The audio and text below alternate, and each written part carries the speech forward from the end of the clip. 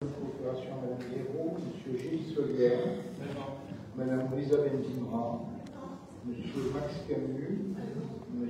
Michel Sélag, M. Jacques Chalère, M.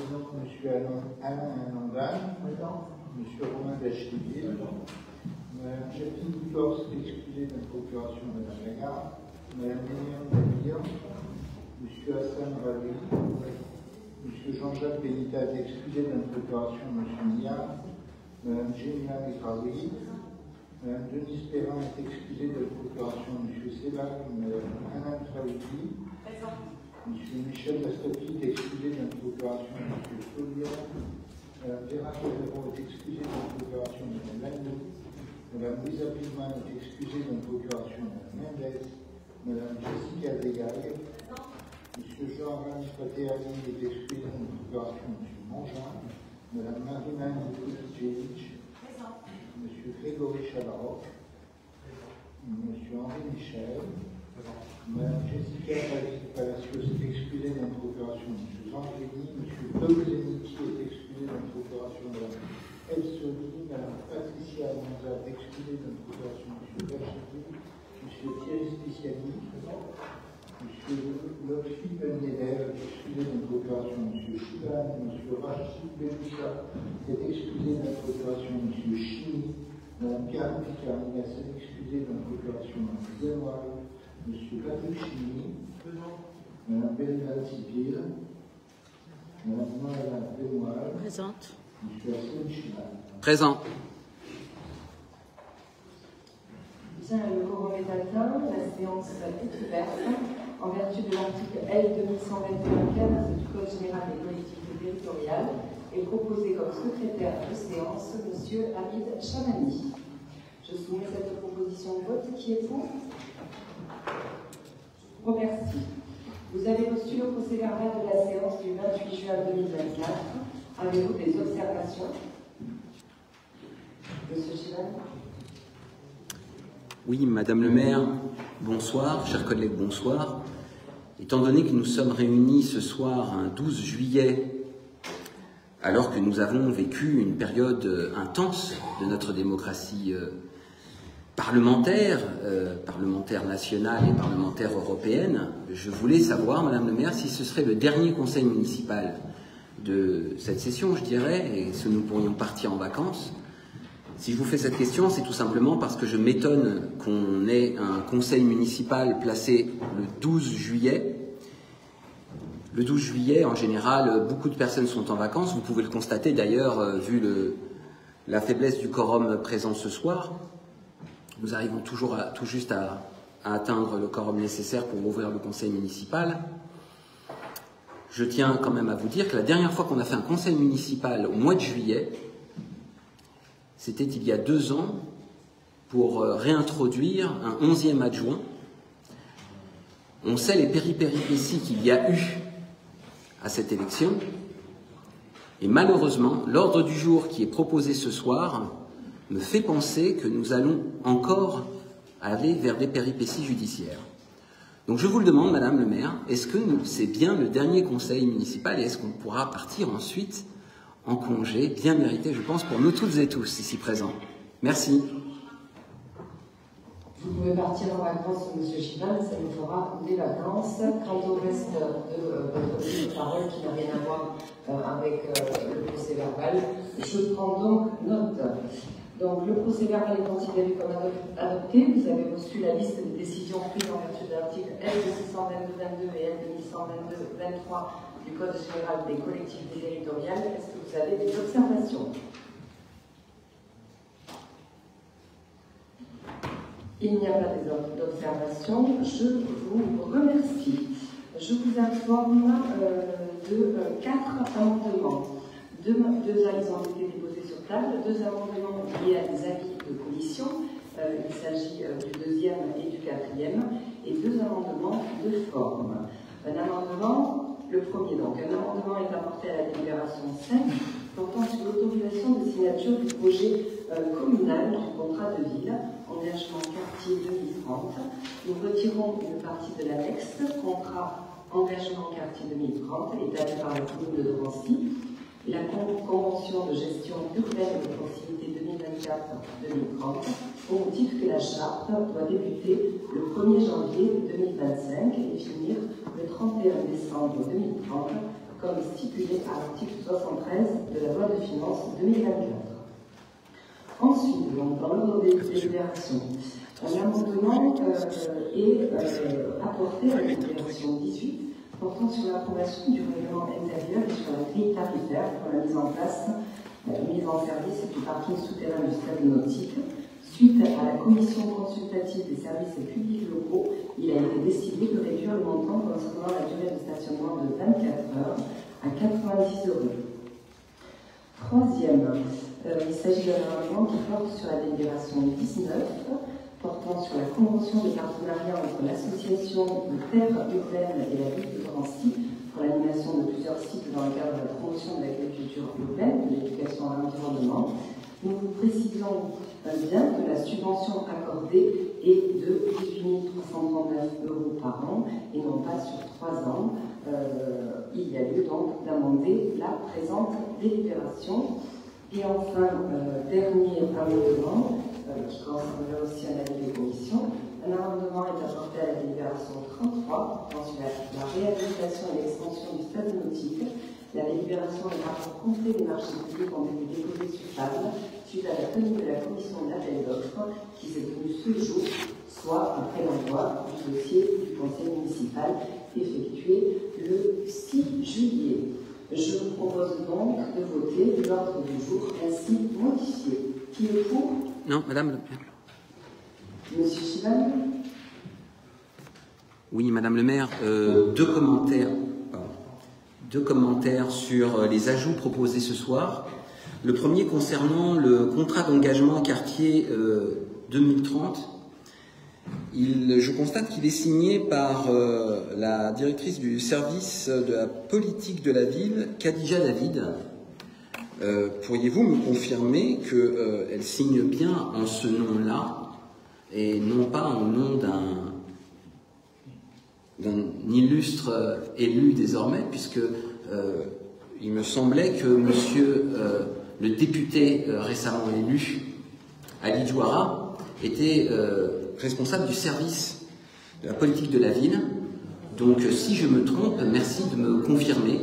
Est-ce que vous pourriez me confirmer donc le poste exact de monsieur Ali Djouara, si vous avez l'information, pour préciser la bonne forme des documents qui nous sont présentés ce soir. Et la deuxième remarque concerne le rapport numéro 33, réhabilitation et extension du stade nautique de Drancy.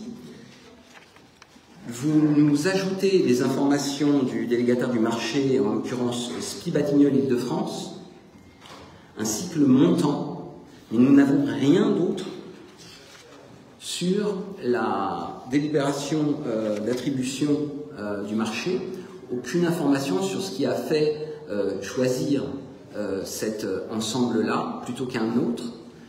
On parle quand même d'un investissement de 23 millions sur la commune, 23 millions d'euros qui passent comme ça tranquillement un vendredi soir 12 juillet sans qu'on ait vraiment d'informations. J'aimerais s'il vous plaît madame le maire que du coup on puisse vraiment avoir tous les éléments parce que la délibération n'est selon moi pas complète. Merci. Je prends acte de vos questionnements qui une nouvelle fois démontrent comment dire, vos déraillements ou peut-être une part d'hallucination, l'incompréhension, je le sais. Alors, concernant le premier amendement que vous évoquez, vous avez bien compris que c'était simplement un amendement de forme, qu'il s'agissait simplement d'un volet, mais bien sûr, vous essayez de parler de ce qui vous préoccupe.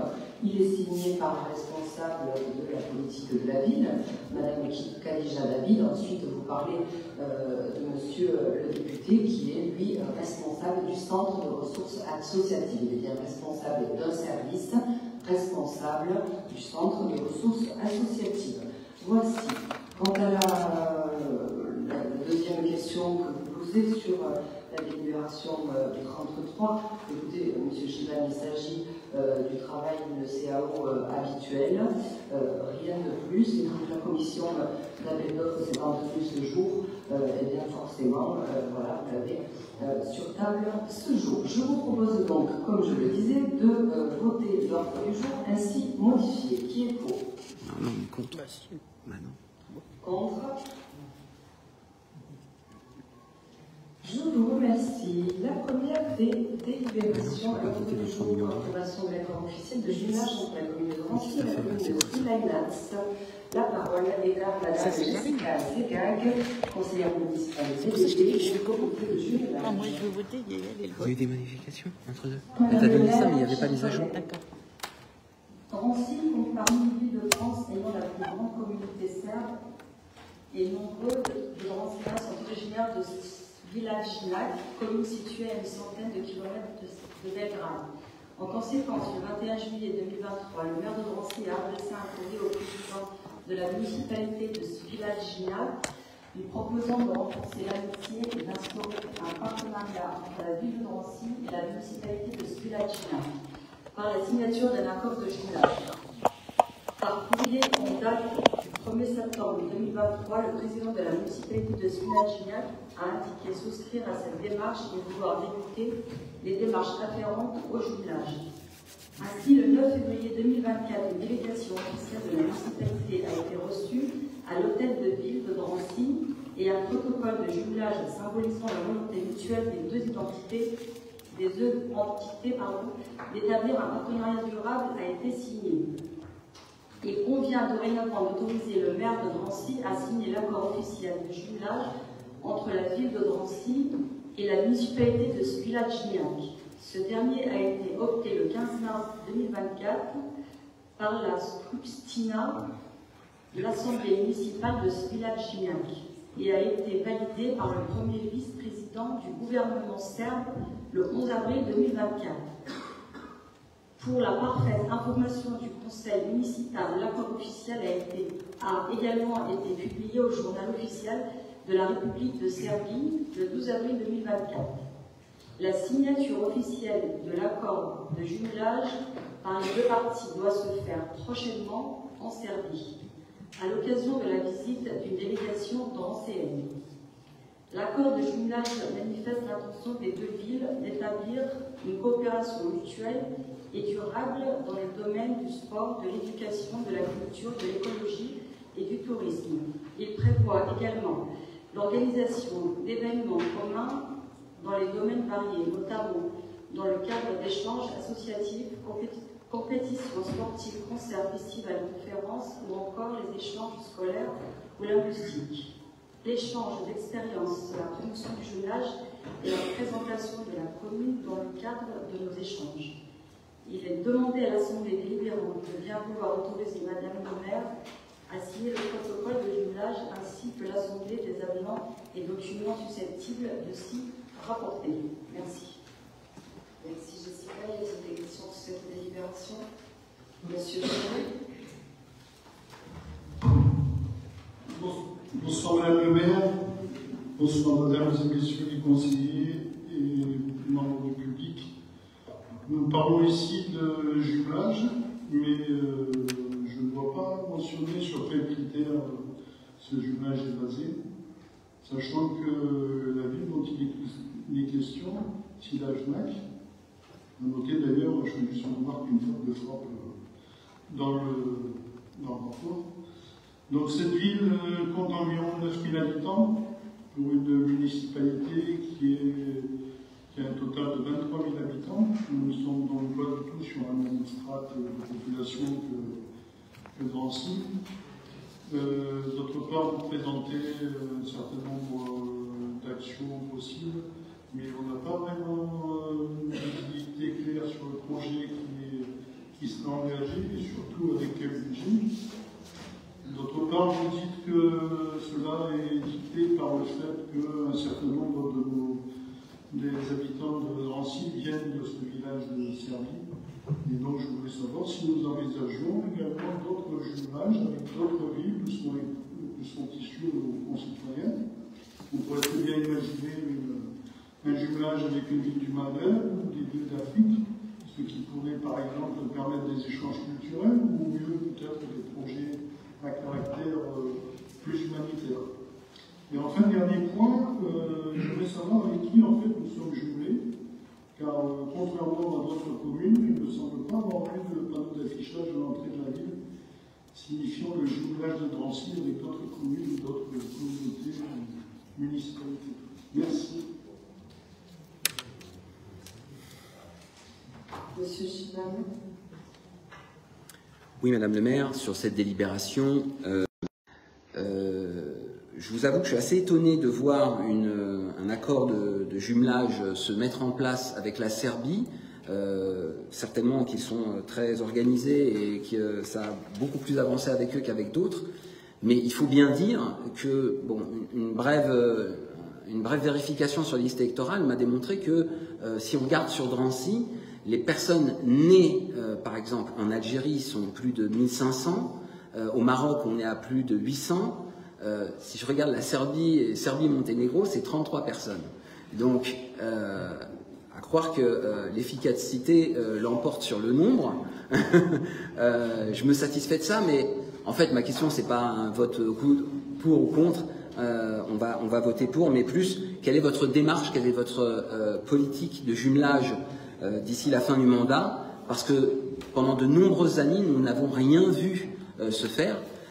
Pour répondre à M. Chini, si on a des jumelages très anciens, aussi bien avec l'Allemagne, l'Angleterre, ou même un pays de l'Est dont je ne me souviens plus exactement le nom du village, mais en tout cas, pour tout dire, ils sont quand même assez moribonds. Notre état de relation de jumelage est assez faible comparé à ce qu'il a pu être, notamment quand il s'agit du périmètre, puisque il me souviens encore qu'il y avait des jumelages avec des pays étrangers, notamment Cuba. Ça a été stoppé, certainement pour une raison politique, mais je ne reviendrai pas dessus. Moi, ce qui m'intéresse, c'est l'avenir et ce que vous comptez faire dans la suite du développement des jumelages qui sont, je le redis, vraiment importants pour que les gens qui viennent d'ailleurs et qui sont aujourd'hui français, ou les gens qui sont étrangers et qui aspirent à connaître notre ville, puissent se rencontrer et échanger. Merci Madame la maire. Bien, merci bien. Il n'y a plus de questions. Donc, pour les villes avec lesquelles nous sommes jumelés, jumelage ancien, il y avait la ville de Loudenau, qui est jumelage qui est tombé en désuétude, puisqu'il n'y avait plus de représentants qui voulaient reprendre ces échanges. Ils ont vieilli, ils sont décédés.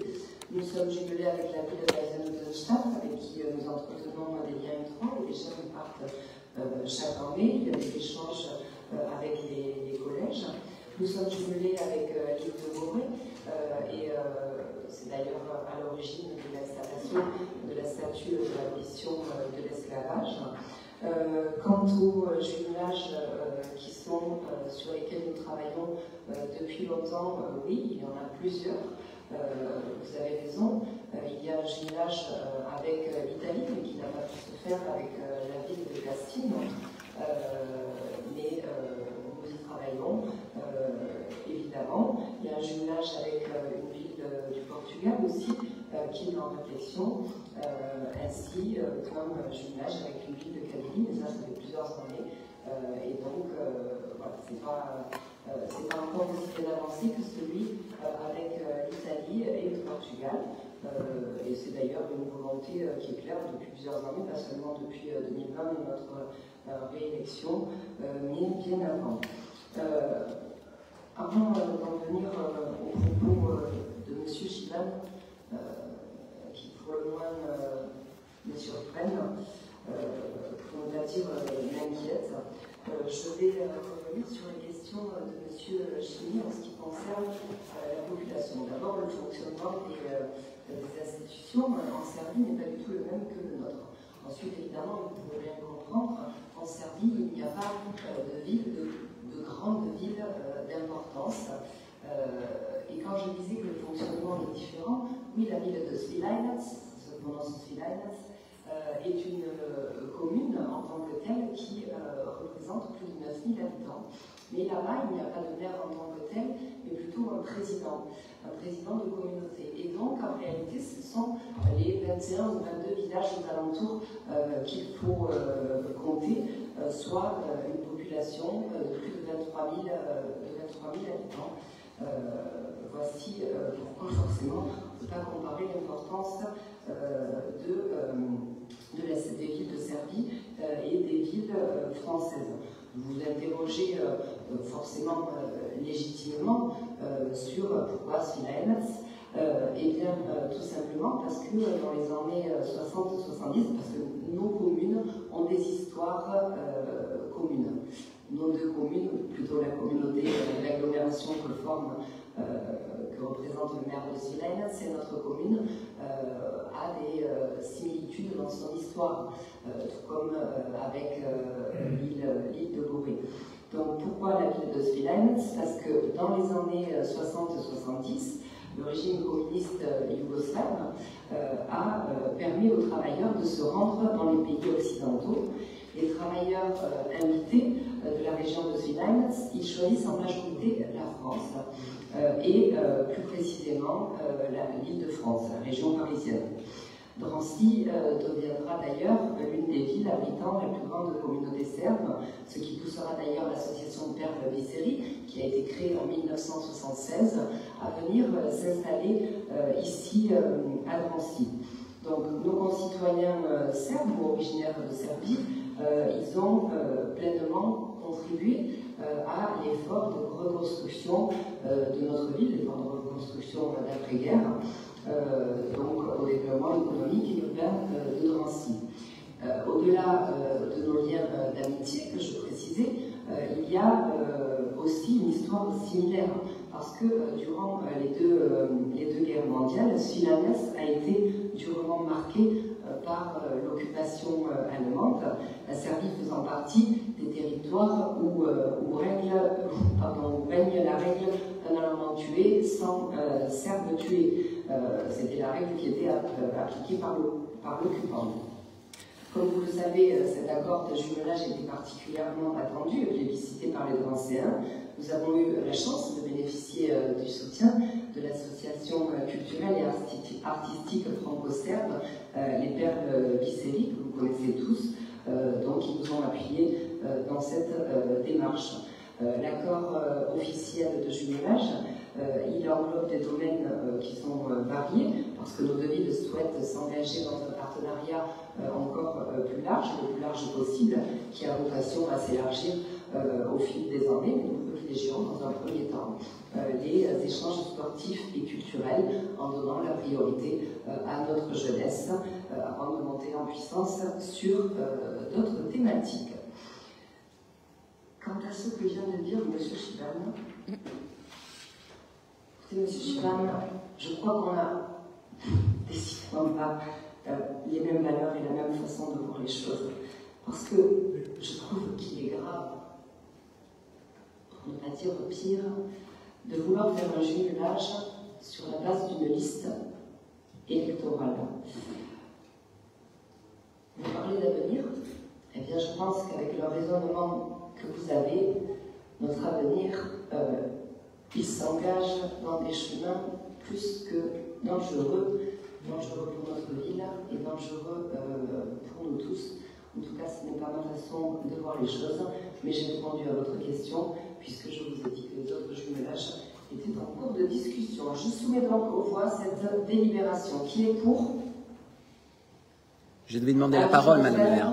J'avais demandé la parole. Monsieur Chiban, vous avez posé une question, j'ai répondu. Donc c'est une question. Donc, non, non. Il n'a pas lieu de continuer plus longtemps. Bon, bah c'est Qui très... est pour? Qui s'abstient? Pas de vote contre? Je vous remercie. La deuxième délibération, il s'agit de l'attribution de la dénomination Rosa Parks au nouveau plateau sportif 79 rue Julien Grimaud. La ville de Drancy souhaite honorer la mémoire de Madame Rosa Parks, figure emblématique de la lutte contre la ségrégation raciale aux États-Unis.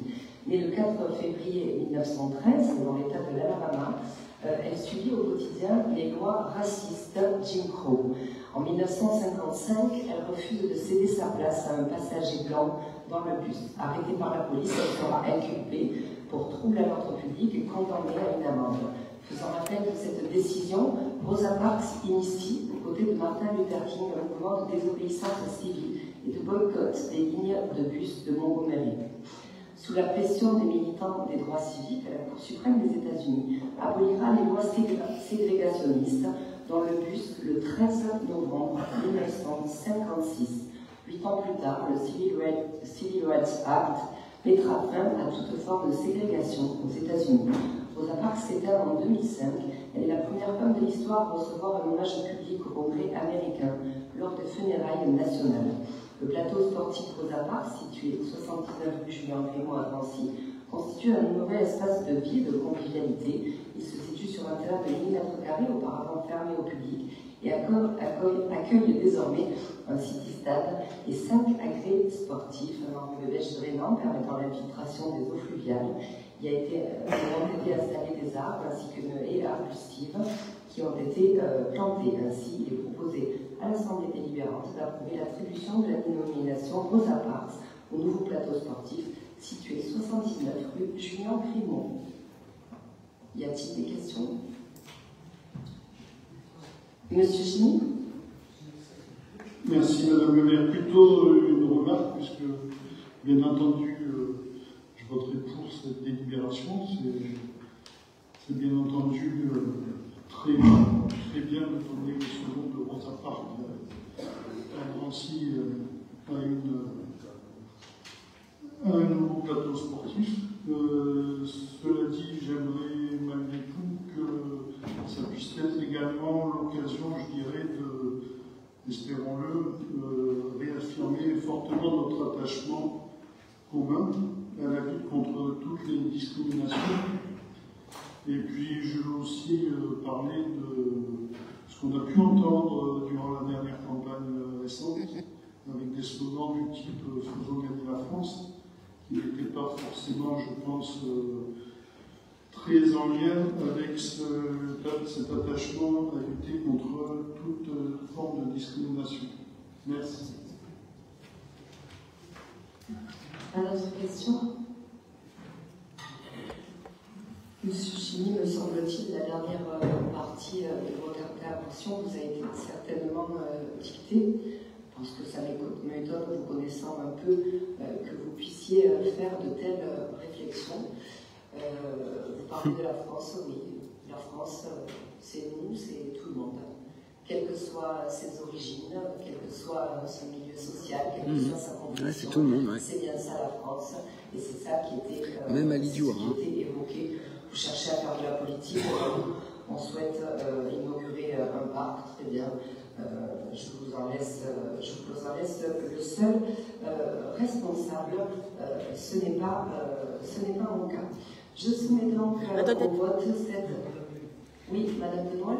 J'ai une petite question. J'ai une question. Comme c'est un plateau sportif, pourquoi vous n'avez pas essayé de mettre un nom d'un sportif? Eh bien, Madame Denoël, nous le ferons dans le cadre de l'installation d'un équipement sportif, comme nous avons pu le faire pour le gymnase Laura Plesset ou encore le gymnase Racine, n'est-ce pas? Et donc, on a un gymnase qui est en construction, donc à ce moment-là, nous donnerons le nom de sportif. Là, juste à côté du collège Aretha Franklin, ce nom nous a semblé être important à cet endroit-là. Voilà. Je soumets donc à cette délibération qui est pour. Pas d'avis contraire, pas d'abstention, je vous remercie. Délibération 3, attribution de la dénomination Gaston Boulot au plateau sportif de rue René Deschamps. La ville de Nancy souhaite honorer la mémoire de M. Gaston Boulot, résistant et maire de la commune de 1944 à 1959. Gaston Boulot est né en 1889 à Périgueux, en Dordogne. Il débutera dans la vie active en tant que cheminot avant d'enchaîner des expériences professionnelles diverses.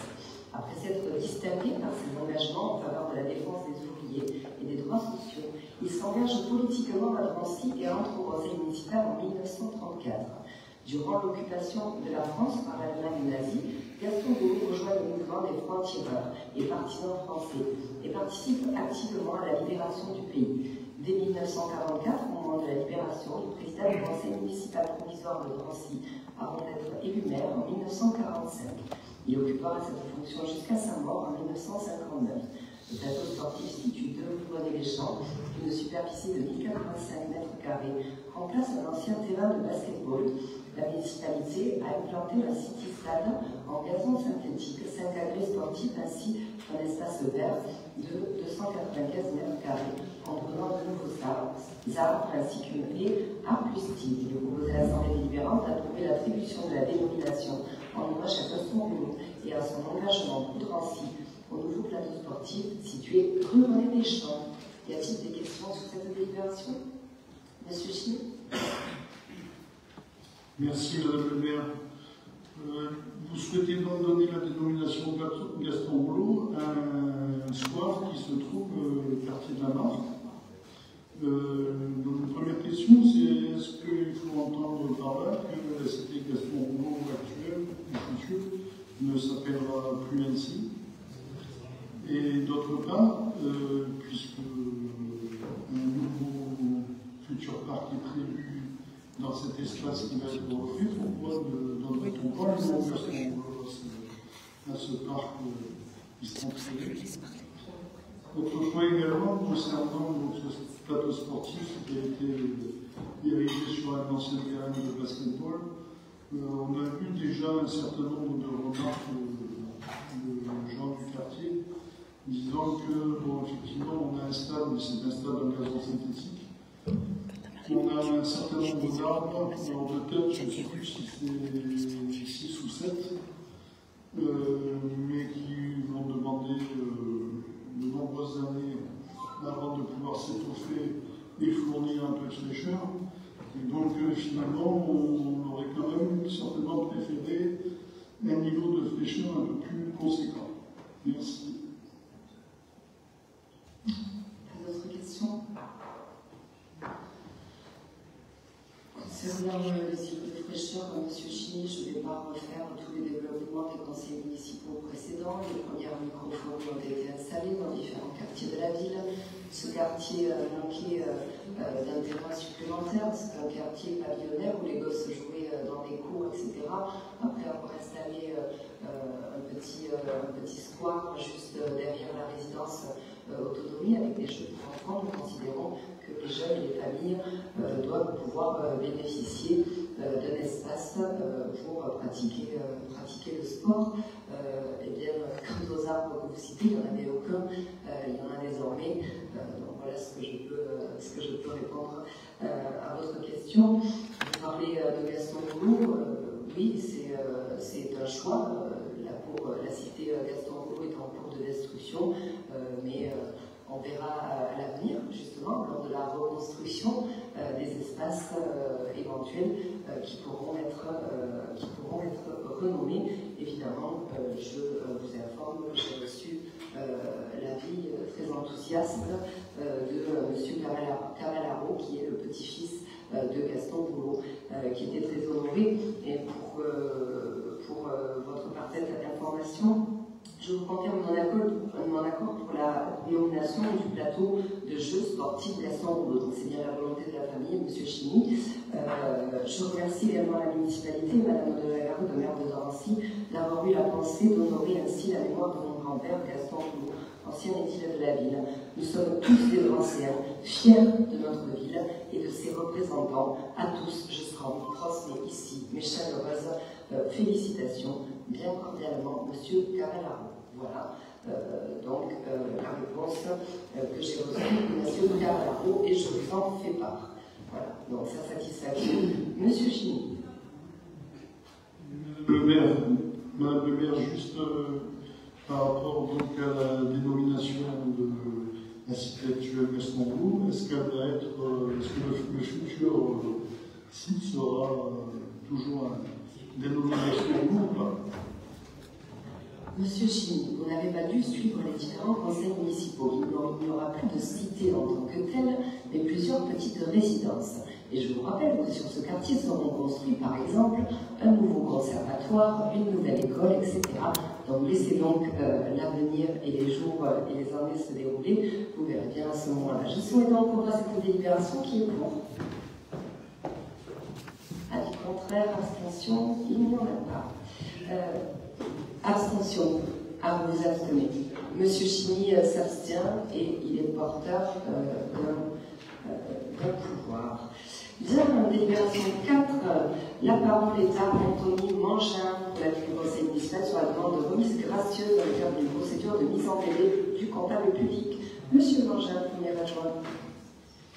Oui, Madame le maire, bonsoir à tous. Nous revenons sur l'étude le cas du trésorier municipal, du comptable de la ville en 2013 a fait l'objet d'une condamnation. Ensuite,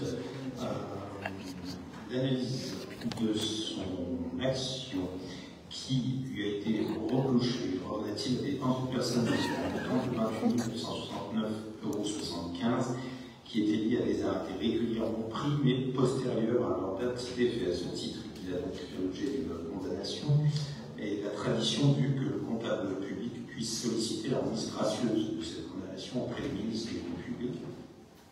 Dans le cadre de cette procédure, le comptable doit également recueillir préalablement à la décision du ministre l'avis favorable ou pas du conseil municipal de la commune sur sa demande de remise gracieuse. La ville n'ayant pas supporté de préjudice financier des dépenses considérées correspondant à des besoins réels de la ville qui ont fait l'objet d'une exécution incontestable au bénéfice de celle-ci, il est proposé que le conseil municipal se prononce favorablement à la demande de remise gracieuse adressée au ministre des Comptes publics par M. Jean-Marie Muret. Merci. Des questions sur cette délibération, Monsieur Chignon. Oui, madame. Oui, madame le maire. Quelques questions, en effet, pas une seule, sur une délibération grave qui nous est présentée ce soir. J'admire l'euphémisme de la présentation du rapport émis et exposé par M. Mangin, en voulant nous faire passer cette délibération comme une simple formalité. On est sur une délibération grave. On est sur la sanction d'un employé municipal qui est en charge de vérifier les comptes de la ville, la bonne gestion et les bons paiements, et qui se retrouve confronté à une condamnation sur laquelle nous demandons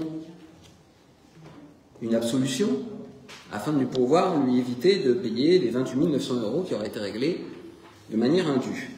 Mais sur le fond de l'histoire, madame le maire, vous ne vous dédierez pas des accusations qui sont quand même graves.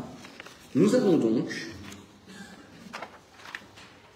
votre cabinet, madame le maire, qui est confortablement payé, pourrons-nous dire, puisque nous avons M. Tepaz, qui est le plus haut salaire de la ville, avec près de 10 000 € par mois, qui aurait pu se satisfaire de cette rémunération, mais qui non, par des biais détournés, arrive à gratter encore plus que ce qu'il n'aurait dû avoir.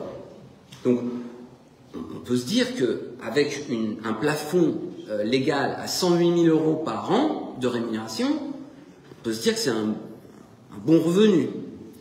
Eh ben non, on a quelqu'un qui prétend vouloir toucher 120 000 €. On a M. Sébastien Guérin qui touche 6 200 € comme collaborateur de votre cabinet, en tout cas du cabinet du maire en 2013. À cela s'ajoute quand même les 1 900 € d'attachés parlementaires, parce qu'il faut le rappeler que cette personne a été citée dans l'affaire des emplois fictifs qui ont été le résultat d'une condamnation que vous connaissez, madame le maire. Et donc, cette personne-là ne varie jamais dans ses salaires. Qu'elle travaille 50% de son temps, 70 ou 100%, on s'aperçoit que ça reste flat. Il touche le salaire intégral. Donc, 2 000 € plus 6 200 €, on a quelqu'un qui est à plus de 8 300 €. C'est hallucinant. On a Christian Bartholmé, collaborateur de cabinet aussi, madame le maire, 6 418 €.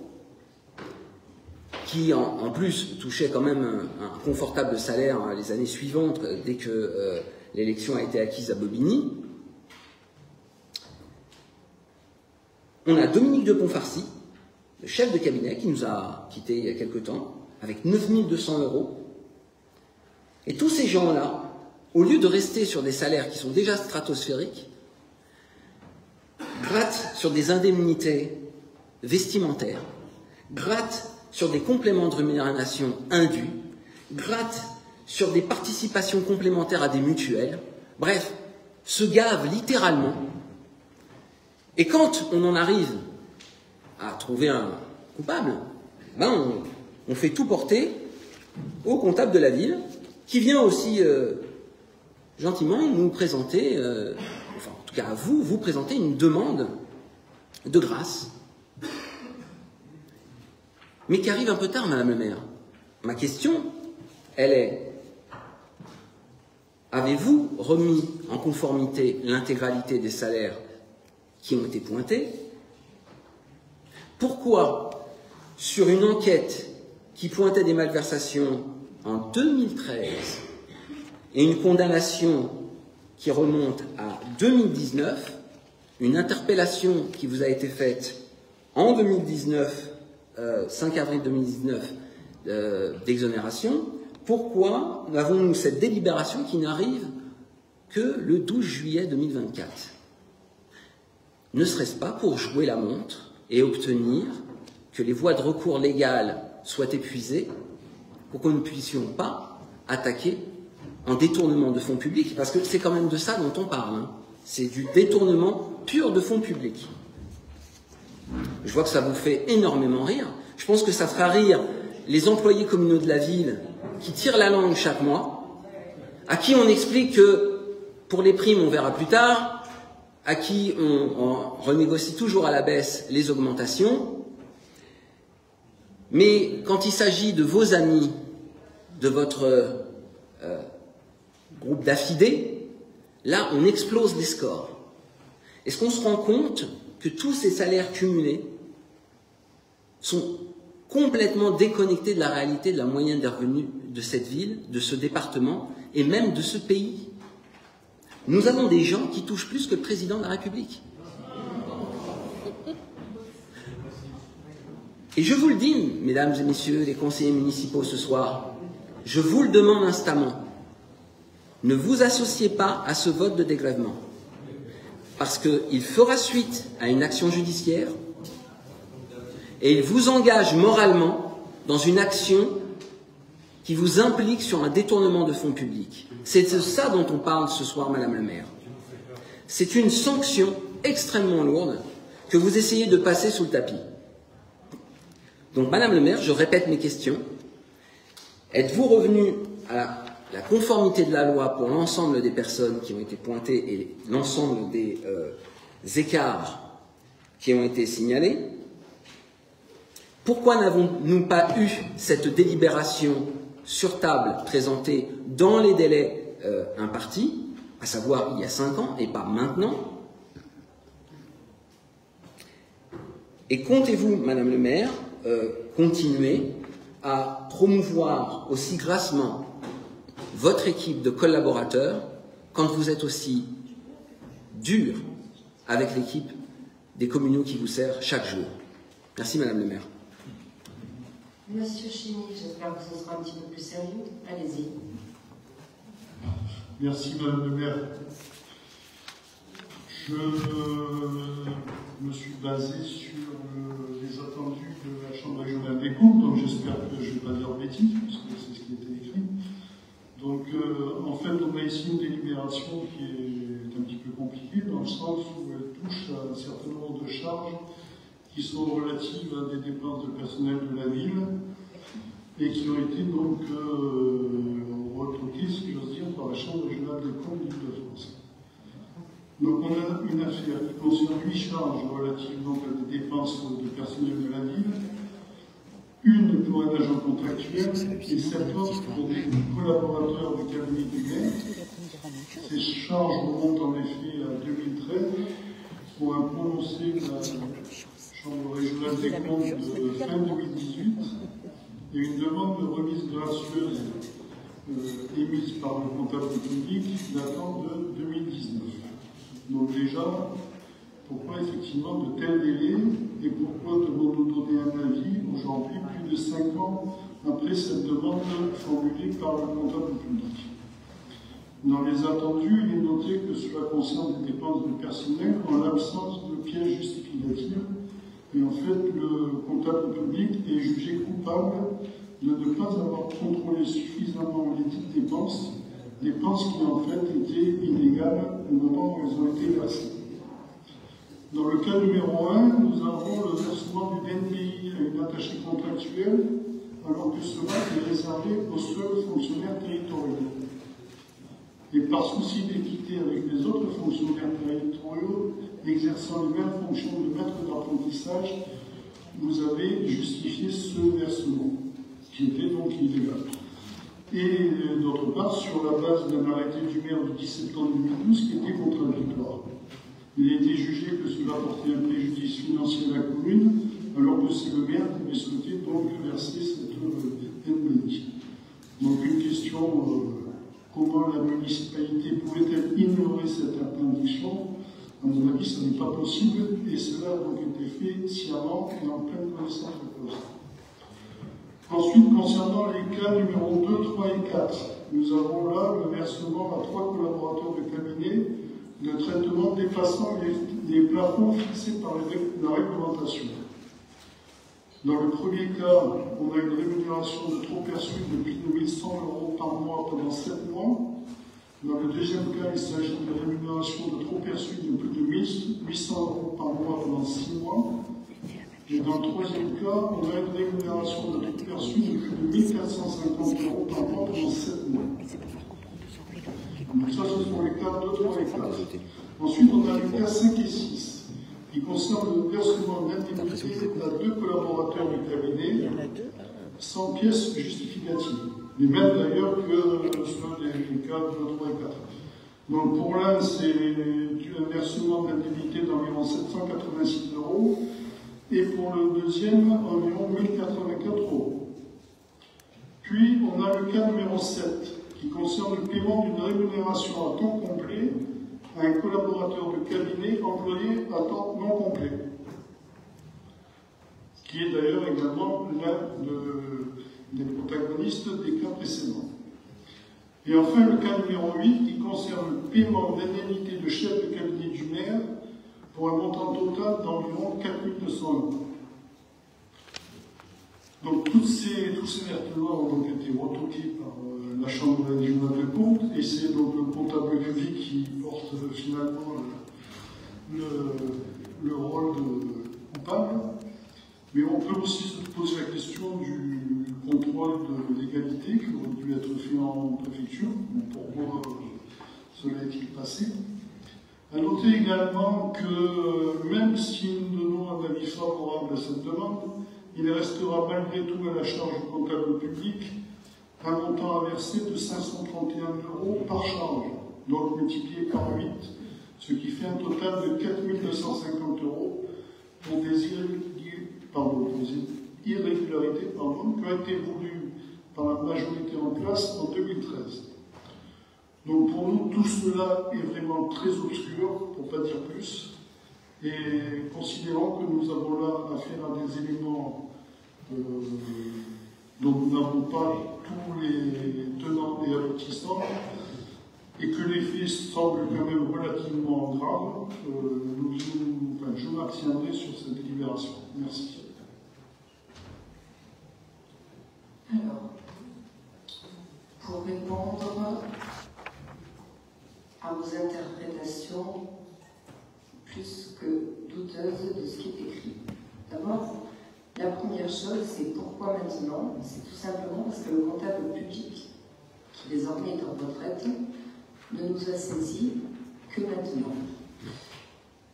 Ensuite, évidemment, 2019. connaissant la capacité de certains élus d'opposition à faire polémique de tout, et souvent de n'importe quoi, je tiens à apporter, au moins pour le public présent et pour ceux qui nous écoutent, quelques précisions qui me paraissent utiles. Et vous comprendrez que ce qu'ils essaient de faire croire n'est autre que des mensonges. Alors, vous observerez tout d'abord en préliminaire qu'aucun des agents cités n'est condamné par la CRC Île-de-France à verser un quelconque trop perçu et que ni la ville ni le maire ne sont appelés en responsabilité ni contraints de rembourser le moindre centime. Vous essayez de faire croire le contraire.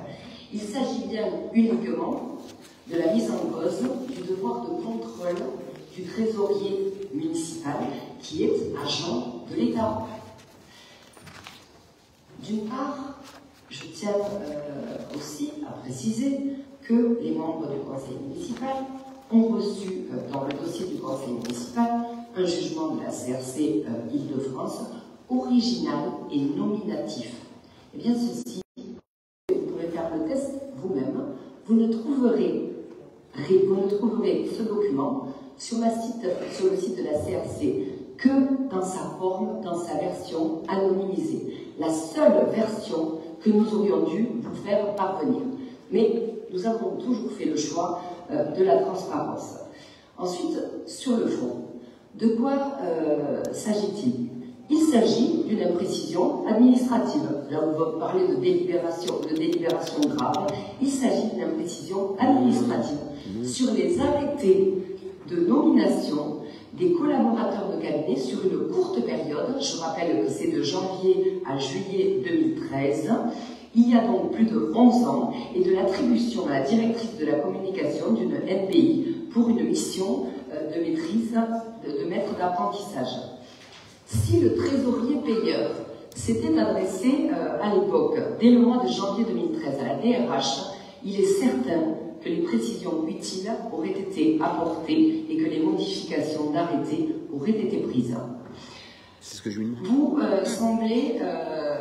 Vous semblez dire un certain nombre de choses. Mais moi, je dis, et je répète, que la CRC constate qu'ils avaient droit à ces sommes, mais que le trésorier payeur général, agent de l'État, a manqué de vigilance en ne repérant pas l'absence de distinction entre le traitement indiciaire et le régime indemnitaire. La somme dont vous parlez, puisque vous parlez de grave, etc. D'abord, je vous invite à regarder dans les villes voisines. La rémunération des collaborateurs, elle est la même, identique en fonction de la population, etc. La somme dont nous parlons ici, dans cette délibération, somme totale à laquelle le comptable public a été condamné par la CRC, la somme à reverser à la commune parle d'elle-même. Messieurs, dames, on parle de 28 000 € de salaires et charges et primes diverses pendant 6 mois pour 4 agents. Début 2013, et ce seulement pendant 6 mois, les arrêtés de nomination des collaborateurs fixaient une limite globale de 90% de la rémunération la plus élevée, sans distinguer traitement et régime indemnitaire. Cette erreur administrative, elle a été réparée dès juillet 2013. Je dis erreur administrative parce que moi je ne connais aucun maire qui ne fait pas confiance à ses services de ressources humaines pour proposer une rémunération des titulaires, contractuels vacataires et collaborateurs de cabinet qui soit conforme au texte. D'ailleurs, le comptable public, il a indiqué devant la CRC que la rémunération de chacun des collaborateurs n'a jamais dépassé le plafond de 90%. Donc, encore une fois, vous cherchez à mentir et à dire des choses qui ne sont pas. Je le dis, je le redis, il n'y a pas de dépassement de rémunération. Début juillet 2013, la DRH a bien fait la distinction dans les arrêtés de nomination des collaborateurs de cabinet du montant du traitement indiciaire et du montant du régime indemnitaire, de manière à ce que le comptable public puisse vérifier la conformité à la règle du double plafond. En conséquence, puisqu'il s'agit à l'origine d'un manque de précision des pièces administratives produites pour la liquidation des payes et d'une irrégularité concernant l'impossibilité de verser une NPI maître d'apprentissage à un cadre contractuel, je souhaite que le conseil municipal donne son avis favorable à la remise gracieuse. Monsieur Gival, je tiens à vous rappeler pour votre gouverne personnel que vous avez cité le nom de Monsieur Stépaz. Je rappelle que Monsieur Stépaz n'est pas membre du cabinet, il est le directeur général des services. Ouais. Voilà, tout à fait. Il est donc, comme dans toutes les communes, le fonctionnaire le mieux payé de tous les agents municipaux. C'est le cas dans toutes les villes avoisinantes. Après, je ne sais plus quelles âneries vous avez pu dire, mais voilà, vous avez pris plaisir à citer un certain nombre de noms, mais je tiens tout de même à vous rappeler, Monsieur Chiban, votre obligation de discrétion concernant les données personnelles des agents cités. En particulier les montants des salaires non, c'est public. Qui sont cités. Mais non, c'est public. La meilleure preuve, Monsieur Chiban, c'est que le jugement qui est accessible au public est un jugement anonyme. Non. Vous savez, je n'ai pas le droit, vous pouvez ne pas être d'accord, c'est la règle, c'est la loi, vous vous plaisez, ça vous fait monter au ciel peut-être. Moi, vous savez, je sais lire les choses, je sais de quoi il s'agit, je sais que vous cherchez à faire dire ce qui n'est pas. Mais je n'ai pas le droit de vous donner des éléments de rémunération personnelle. Vous savez également que toute personne, vous compris, qui rendrait public ces éléments serait contraint par la loi de verser bien sûr que si, de verser aux intéressés plusieurs fois la rémunération en question. Je pense avoir répondu de manière très pragmatique, m'appuyant sur les textes et ce qu'est la réalité, et non pas ce à quoi vous conduit votre imaginaire, qui vous a conduit à salir les uns après les autres, grassement payés. Demandez donc aux maires de la ville voisine, des villes voisines, combien sont payés leurs collaborateurs. Dans tous les cas, messieurs, dames, les collaborateurs n'ont pas le droit de dépasser un certain plafond, et il n'y a pas de la rémunération. Donc vous cherchez à raconter une nouvelle fois n'importe quoi pour salir et salir, parce qu'en réalité, c'est votre seule volonté de salir et de chercher à dire des choses qui ne sont pas. Monsieur Chiban. Oui, Madame le maire, je suis désolé. Madame le maire, je suis désolé, mais vous ne vous esquiverez pas de vos responsabilités aussi facilement. Tout mettre sur la tête du comptable municipal, c'est un petit peu facile. Vous nous proposez une délibération en nous disant, mais en fait, il n'y a pas eu de détournement, il n'y a pas eu d'abus, il n'y a pas eu de versement indu. Bah, retirons cette délibération, j'ai envie de dire. Bah, comme il n'a pas été condamné à rendre 28 000 €, ne le faisons pas. Et vous nous dites, en plus de ça, mais on va loin quand même dans le mensonge.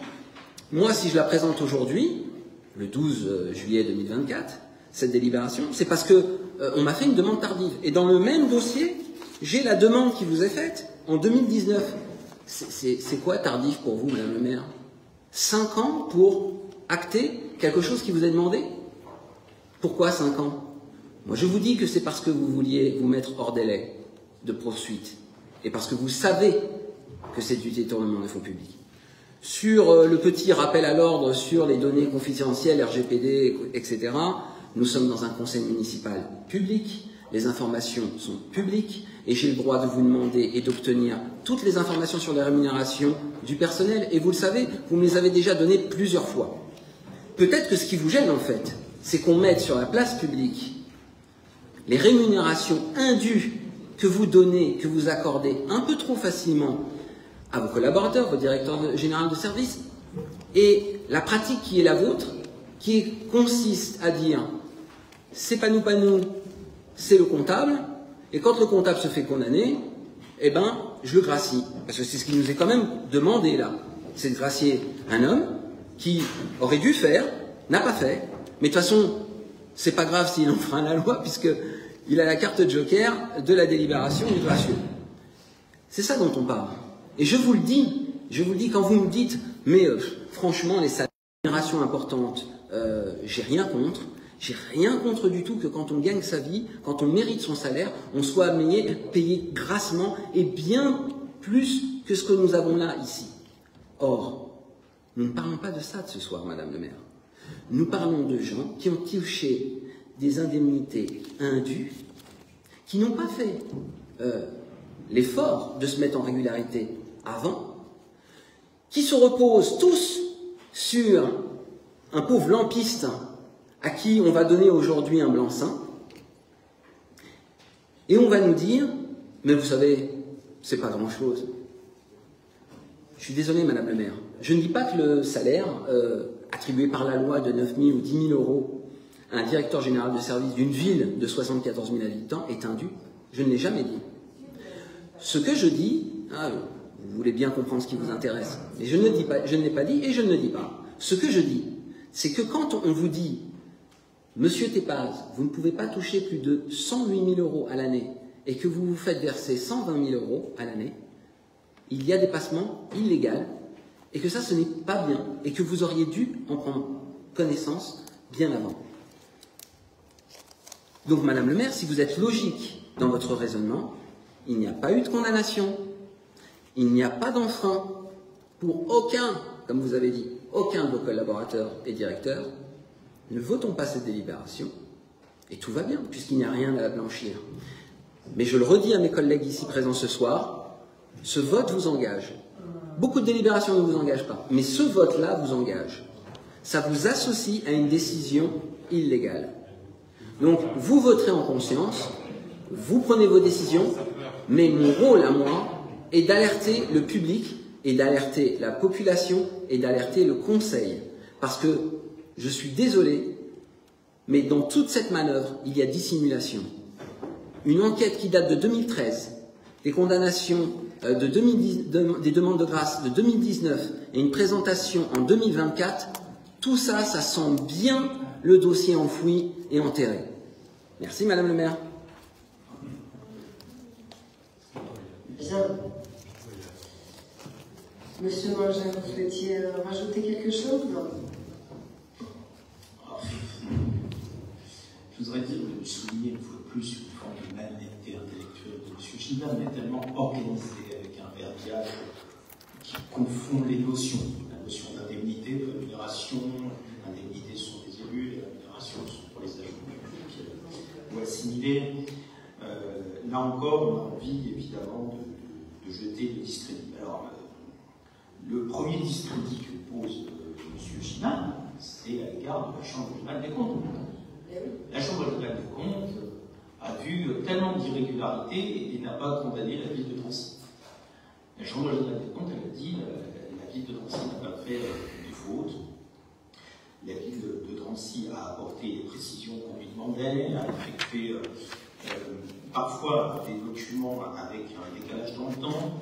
On ne lui reproche pas, on le reproche au comptable public, agent de l'État qui, lui, est appelé à une vigilance particulière, au même titre dans M. Chini que le contrôle de l'égalité. En l'occurrence, le contrôle de l'égalité, on regarde l'ensemble des éléments, on attend du comptable public qu'il fasse cet objet de vérification, mais sur le fond, je suis tout à fait d'accord avec vous. Le contrôle de l'égalité, qui aime regarder sur beaucoup de choses, on va dire, qui sont du domaine du point de détail, sur des choses comme ça, n'est pas en lien avec le comptable public, elle ne fait pas remonter les choses. En tout cas, le contrôle de l'égalité est en lien avec la CRC qui n'a pas condamné la ville de Drancy. L'ensemble des rémunérations ont fait l'objet d'une vérification, elles sont conformes au plafond. Et lorsque on compare les mêmes types d'emplois sur l'ensemble des communes de France, des mêmes catégories, on retrouve les mêmes salaires. Alors, effectivement, ce ne sont pas des choses qui sont facilement l'objet de discussion en France, puisque les salaires sont toujours des sujets difficiles. D'ailleurs, M. Gilbert, dans un premier temps, a tapé allègrement sur le DGS, le confondant avec un collaborateur de cabinet et le montrant du doigt à la vindicte populaire, pour ensuite nous dire « mais non, j'ai jamais rien dit ». Si, c'est trop tard, vous avez cité d'ailleurs un autre collaborateur qui était de premier rang dans le cabinet. qui, durant toute cette carrière, a largement justifié sa rémunération, faisant économiser des millions d'euros à la ville de Drancy, et intervenant aussi bien sur des dossiers les plus petits des Dranciens que sur les plus gros de la commune. Oui, la ville de Drancy est attachée à s'attacher des services de collaborateurs de qualité qui sont capables de discuter aussi bien avec l'État, avec les grands acteurs institutionnels, qu'à traiter des choses très pragmatiques et très précises dans la gestion publique.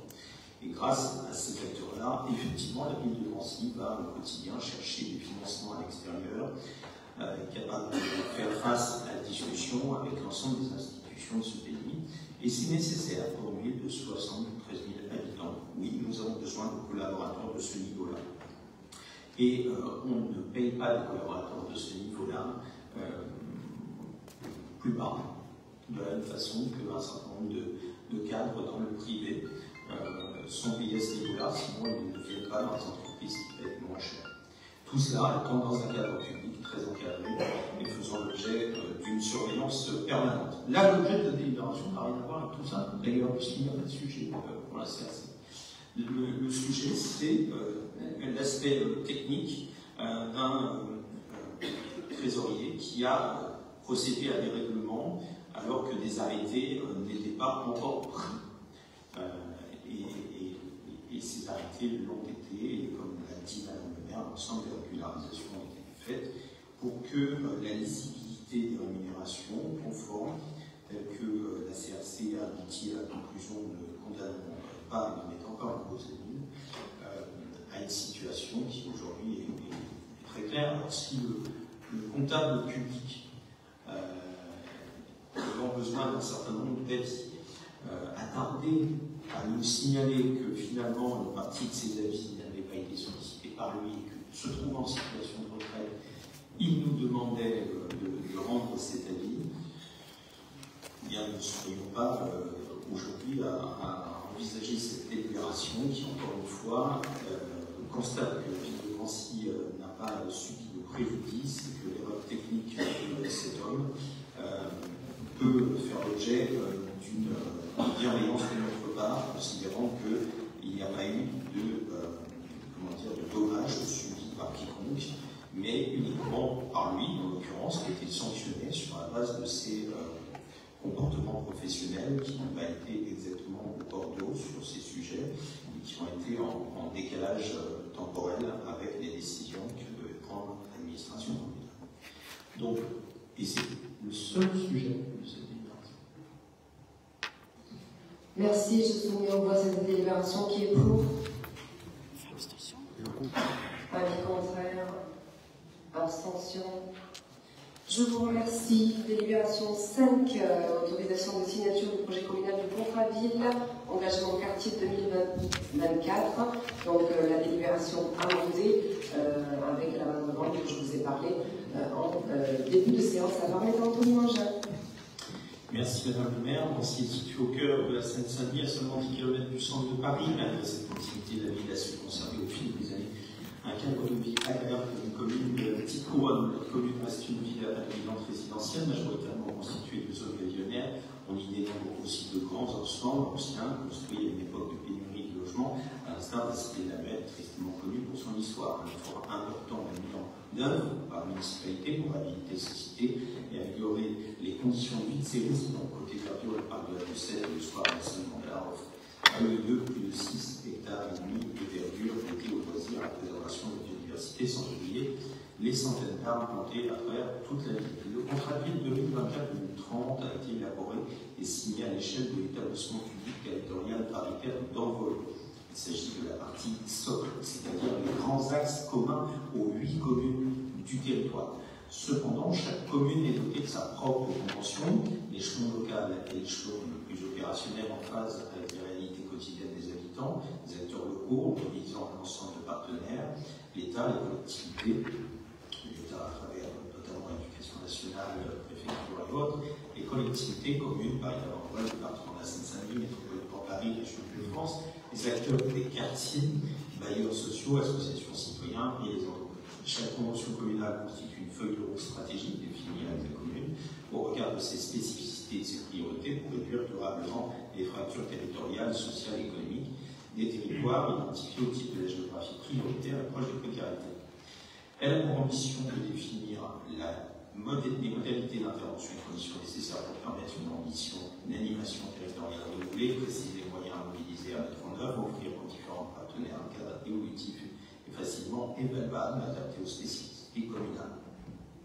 Ainsi, en tant qu'outil de pilotage stratégique pour chaque commune, la convention communale fixe également ses modalités de gouvernance de l'échelle de la ville, à travers la tenue d'instances spécifiques qui permettent de valider les programmes d'action, d'appel à projet annuel, de suivre et évaluer les engagements partenaires et des projets métropolitains de coopération, d'échanger sur les enjeux prégnants.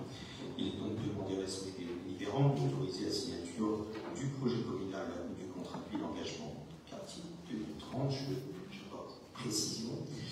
La ville de Drancy est désormais dotée de 2 nouveaux quartiers prioritaires qui couvrent à la fois, pour l'un d'entre eux, l'ensemble Paul-Vaillant Couturier et les Nolédins, qui constitue un nouveau quartier prioritaire.